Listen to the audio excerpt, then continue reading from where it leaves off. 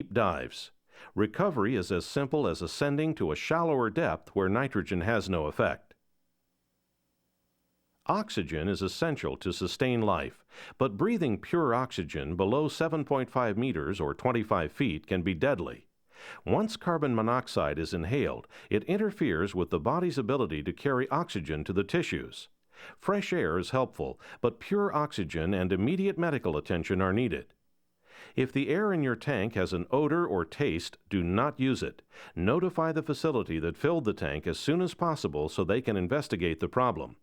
You can avoid carbon monoxide poisoning by always having your tanks filled at a professional dive facility where the compressor is properly set up and maintained. People who smoke expose themselves to increased levels of carbon monoxide. This is another reason divers shouldn't smoke. When the water temperature is colder than your skin temperature, you should wear some type of insulation while diving. You lose heat underwater because the water conducts heat away from your body rapidly. Each time you take a breath, you breathe in cool, compressed air that you must warm to your body temperature. The air inside your cylinder also warms and cools. Normally, the air in the cylinder has almost all of the water removed from it as it's compressed into the cylinder. This is necessary to prevent corrosion. Because the air you are breathing is so dry, your body must heat and humidify it as you breathe in. This causes dehydration. You must drink plenty of fluids before, between, and after dives. Anything you drink before diving must be non-alcoholic and should not contain caffeine. Cylinders should be kept from extreme heat after they are filled. If a cylinder is subjected to changes in temperature once it's full, the pressure inside can vary by several hundred bar. Chapter 5: Decompression Dive Tables and Dive Computers. As you have just learned, when you ascend and the ambient pressure decreases, the partial pressure of nitrogen also decreases and your body will off-gas nitrogen. The excess nitrogen passes from your body tissues into your blood. The nitrogen then passes from your blood to your lungs where you exhale nitrogen. This process occurs rapidly during the first few minutes after you ascend, but it takes many hours for your body's nitrogen level to return to normal. If you reduce the pressure on your body gradually, like we are doing with this bottle of soda, off-gassing occurs without a problem. However, if the change in pressure is sudden, the soda will bubble over just like the nitrogen in your tissues and can come out of solution and form bubbles in your body. These bubbles can damage tissues and can cause a painful condition known as decompression sickness or the bends. You must control the two factors that affect in- and off-gassing. You do this by controlling your dive time and depth. To do this, you must rely on information provided by dive tables, dive time calculators, and dive computers. You must also consider factors that can increase your chance of suffering DCS in situations where it might not normally occur. These factors include dehydration, fatigue, injuries, hard work during or shortly after a dive, the effects of drugs or alcohol, obesity or advanced age. In any case, you must be fit for diving and dive conservatively. For depths of 6.4 meters or 21 feet or deeper, dive time limits or no decompression limits have been established. The time spent at a given depth is not to exceed these limits, or you could experience DCS during or after your ascent. The United States Navy has established time limits for various depths. Recreational diving uses shorter time limits than those in the U.S. Navy tables. Reduced time limits have been incorporated into the NAUI dive tables and NAUI dive calculators as well as most dive computers. A certified entry-level NAUI scuba diver should not dive deeper than 18 meters or 60 feet. As a NAUI advanced scuba diver, you should not dive to depths deeper than 30 meters or 100 feet. The maximum depth for traditional recreational divers is 40 meters or 130 feet. To properly use dive tables, dive time calculators, and dive computers, you must understand the concept of residual nitrogen. It takes hours to fully absorb nitrogen into your body or fully eliminate it from your body. If you dive and absorb nitrogen, ascend to the surface, and then make another dive within 24 hours, you will still have nitrogen in your body from the first dive. You must always take the nitrogen remaining in your system from any previous dives into account when planning your next dive. The residual nitrogen reduces your time limits for any given depth on your next dive. The NAUI dive tables use a letter group designation to express the amount of residual nitrogen in your body. The letter A represents the smallest amount. The amount of nitrogen progresses through to the letter L. When you dive, a letter group from the tables designates the amount of nitrogen you have absorbed during the dive. As you spend time at the surface between dives, you're assigned a lower letter group as you off-gas nitrogen. When you start a new dive to a given depth, your letter group at that time determines the time representing the residual nitrogen in your body. The tables show you how to subtract this time from the normal dive time limits. The following terms apply to the NAUI dive tables. Dive schedule gives the depth and time of depth. It is expressed as depth over time. Maximum dive time is the time you spend at a given depth without having to do a required decompression stop. This is also known as maximum allowable dive time or no decompression limit. Decompression stop is the point in a dive where you stop at a specific depth for a specific time. Precautionary decompression stop is a stop at 5 meters or 15 feet for 3 minutes when you have not exceeded the maximum dive time. You should perform such a stop at the end of every dive. It is also known as a safety stop. Required decompression stop is the amount of time you must spend at 5 meters or 15 feet whenever you exceed the maximum dive time. Actual dive time, or ADT, is the elapsed time from the moment you begin your descent until the time you return to the surface. Time spent at your safety stop does not have to be included in the actual dive time when determining your letter group. Residual nitrogen is the excess nitrogen remaining in your body from any dive or dives before you've completely off-gassed. Surface interval time, or SIT, is the time you spent at the surface. Your letter group will change and move closer to the beginning of the alphabet, depending on how long you spend on the surface. Repetitive dive is any dive that you make before you have completely off-gassed from any previous dive or dives. Residual nitrogen time, or RNT, is the amount of time you must consider as already spent at a given depth for a planned repetitive dive. Adjusted maximum dive time, or AMDT, is the maximum dive time minus the residual nitrogen time for a repetitive dive to a given depth. Total nitrogen time, or TNT, is the sum of your residual nitrogen time and your actual dive time following a repetitive dive. You use this total to determine your new letter group. You must understand the following NAUI dive table rules completely. Ascend no faster than 9 meters or 30 feet per minute. You need a timing device and a depth gauge to measure your rate of ascent. Use the exact or next greater number listed in the table for your depth. For example, you round up a dive of 13 meters to 15 meters. Use the exact or next greater number listed in the table for your time. For example, you round up a dive of 41 minutes to 50 minutes.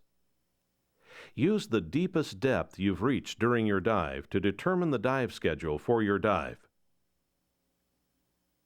Always make your deepest dive first when making a series of dives.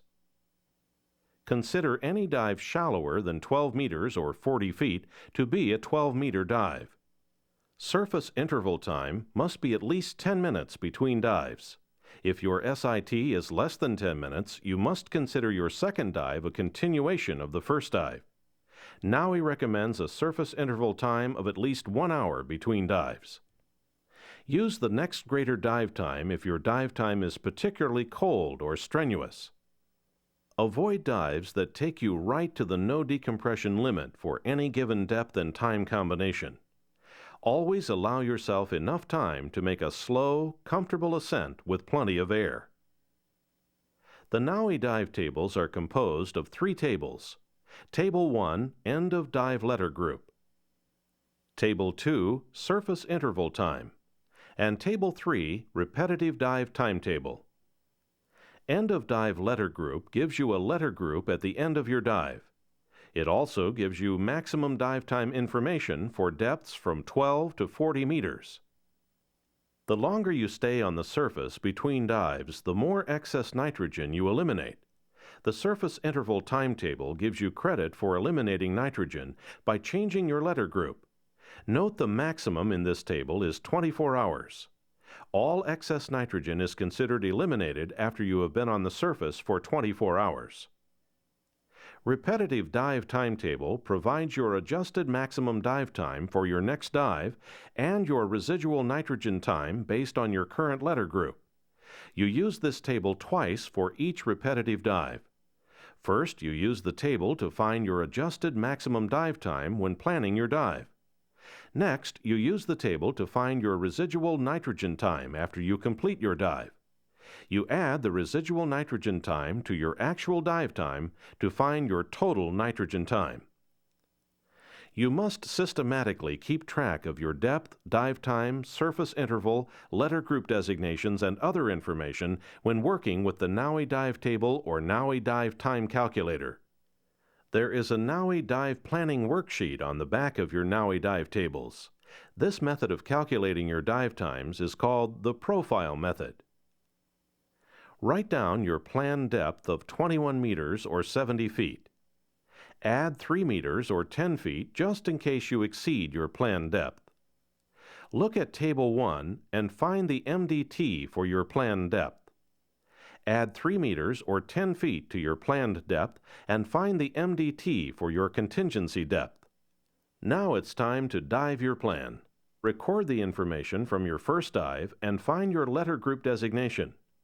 Record your start time, your deepest depth, and the time you surfaced. Record your ADT, remembering to subtract the 3-minute precautionary stop from the elapsed time. Add your ADT to your RNT to get your TNT. On Table 1, find your letter group using your deepest depth and the time corresponding to your TNT. Record the letter group. This completes the dive profile for your first dive. The length of your surface interval time will determine what your new letter group will be for planning your next dive. Record your SIT. Find your letter group. Look down the column to find your SIT. Find your new letter group. Record your new letter group. To plan a repetitive dive, you use the NAUI planning worksheet as you did for your first dive. However, you must use Table 3 to find your AMDT when planning your dive. Don't forget to add 3 meters to your depth and record that AMDT. Now it's time to dive your plan. Recording your repetitive dive is similar to recording your first dive. However, this time you have residual nitrogen in your body, and you must consider that before you find your new letter group. Find your RNT for your depth and letter group on Table 3 and record it. Add your ADT to your RNT to get your TNT. Go back to Table 1 to find your new letter group and record it. Intentionally exceeding the maximum dive time is unwise, unsafe, and discouraged. As you will learn in advanced or specialty training for deep diving, you must meet many requirements to carry out decompression dives properly. In normal recreational diving, decompression dives are still discouraged, even if you meet all the requirements. Diving is only a sport. Why risk injury? If you accidentally exceed a maximum dive time or adjusted maximum dive time, you must decompress by stages. You must keep your physical activity to a minimum during your decompression stop. If you surface and discover you omitted a required decompression stop, discontinue diving for 24 hours no matter how you feel. Breathe 100% oxygen if available. Drink plenty of fluids. Rest and watch for symptoms of DCS. If you suspect that you have DCS, you must seek medical help. Never go back into the water to try to make up for the omitted stop. If you only do one no decompression dive, you can fly after waiting 12 hours. If you do more than one no decompression dive in a day or do multiple days of diving, you should wait longer. The current recommendation is to wait 24 hours after the completion of your last dive. If you make dives that require a decompression stop or you omit a required decompression stop, wait more than 24 hours before flying. Atmospheric pressure decreases with altitude. To account for this difference, you need to use altitude conversion tables or the NAUI altitude tables and follow special procedures. Do not attempt high-altitude diving without first completing a high-altitude training program. The NAUI dive tables are the basis for the NAUI dive time calculator, which eliminates some calculations required with the tables. Once you are familiar with the NAUI dive tables, learning how to use the NAUI dive time calculator is easy. NAUI dive tables 1 and 3 are combined on the base plate. Letter group designations appear around the circumference, and ADTs in minutes appear in the window. End of dive letter groups appear to the right of the ADT numbers in the disk window. The calculator design eliminates the AMDT. It also eliminates adding the ADT to the RNT to obtain a TNT. However, the answers are the same as those obtained from the dive schedules using the NAUI dive table. For example, a no-group diver who plans a dive to 18 meters would have an MDT of 55 minutes. To find your letter group at the completion of your dive, let's use the same example of an 18-meter dive with an ADT of 23 minutes. The first time you do not exceed is 25 minutes. The end of dive letter group next to the 25 is E. To plan a repetitive dive, use dive table 2 on the disk to find your new letter group after your SIT. You were an E, and after a 1-hour SIT, you are now a D. If you want to return to 18 meters, your time limit is now 31 minutes. To find your end of letter group for a repetitive dive using an 18-meter dive and the letter group D and your ADT is 23 minutes, the first time you do not exceed is 26 minutes. The end of dive letter group next to the 26 is H. Dive planning with the NAUI dive time calculator is simple. For example, you are a diver with a letter group of F and you want to dive for 25 minutes. You move the window back and forth and find that you can dive to 18 meters for 19 minutes or to 15 meters for 33 minutes. To avoid exceeding the maximum dive time, you know you can dive no deeper than 15 meters and stay no longer than 33 minutes. In some instances, the words "do not dive" appear in the calculator window. This means that you have too much residual nitrogen to permit a dive at the depth selected for a particular letter group. You will have to extend your surface interval to dive at that depth or dive at a shallower depth. When using the NAUI dive time calculator, required decompression information is provided by a separate decompression timetable. The easiest way to determine how long you can dive and then ascend within the time limits is a dive computer. This is also the most expensive. Dive computers use theoretical and mathematical models to determine the time limits for the current depth and displays it for the diver. The big advantage with a dive computer is that it constantly recalculates as your depth changes during your dive. A dive computer does not count all of your dive time as having occurred at your deepest depth, as the dive tables do. A dive computer is an electronic device that can fail without warning. If a dive computer fails, your only option is to surface at the rate of ascent specified by the manufacturer and make a 3 to 5 minute precautionary decompression stop at 5 meters or 15 feet. Then you must stop diving for the period recommended by the manufacturer. You can't start with a fresh computer or use dive tables because you have an unknown amount of residual nitrogen in your system. When a dive computer is turned on, it must initialize itself. This is a process where the operating program is checked and loaded into the computer's memory. When this happens, the computer typically runs through a self-diagnostic test and checks all its functions. Some computers must be turned on with a switch before you enter the water. Other computers turn on automatically when you enter the water. If you must turn your computer on with a switch, do not turn it on at depth or after you started your descent, because your dive will not be recorded accurately. All computers can scroll before diving and between dives. Between dives, the computer accounts for your residual nitrogen and the time you've been on the surface. It shows your allowable maximum dive time for your next dive for each depth programmed in the computer. When a computer is in a dive mode, it will display data such as your current depth, maximum depth, water temperature, actual dive time, and the time you have left at your current depth. As you approach decompression status, computers give you a visual warning message. When this occurs, you must begin your ascent immediately, but at the proper rate. When your dive computer displays a ceiling, it means that you have an obligation to decompress. The ceiling depth is the depth of your first decompression stop. You must not ascend above the depth of that ceiling. If you require more than one stop, your computer will display another ceiling. An air-integrated computer will show you the amount of air left in your cylinder, as well as the amount of air time you have left. All dive computers will give you a warning signal when you exceed the ascent rate. Anytime you violate your computer's ascent rate, you increase your risk of DCS. Always monitor your computer carefully during ascent. If you ever see an out-of-range message, you've exceeded your computer's maximum depth range. Begin your ascent immediately and follow your computer's instructions to complete your decompression and ascent. During your surface interval, your computer will give you credit for off-gassing. You'll also be able to see the maximum time allowed at any depth, increasing as you stay out of the water. A surface interval of at least 1 hour is still recommended even if you are using a computer. Most computers will tell you when it is safe to fly based on their mathematical model. Even if you use a computer, you still need to log your dives. On most computers, you can call up log mode and see stored dive information.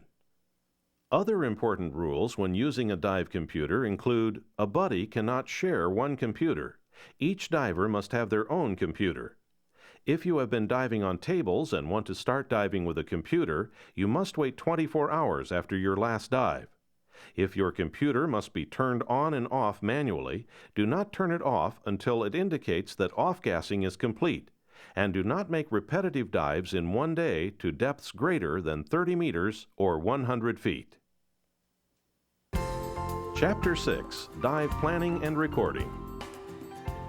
To further reduce the risks in diving and to enjoy your diving experience to the fullest, it is essential that you plan and prepare your dives in advance. Your long-range planning begins many months ahead of a major dive trip. Even for a day of diving at a local site, your long-range planning also begins well before your dive. Your first step is to plan the objective of your dive. For example, you might want to practice your navigation skills or try out a new camera. Your second step is to select your location. You should also discuss an alternate location in case conditions are unacceptable at your primary location. If the dive site